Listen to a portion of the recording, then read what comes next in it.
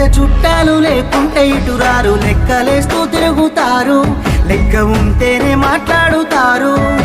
నీ కాడ నీ మాట నా కాడ నా మాట దొంగ నా కొడుకులున్నారు మందిని ముంచేటి లంగలున్నారు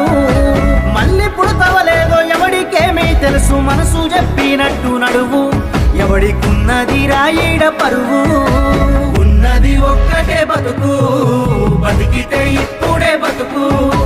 నీకేమి కావాలో వెతుకు నీకు నచ్చినట్టు నువ్వు బతుకు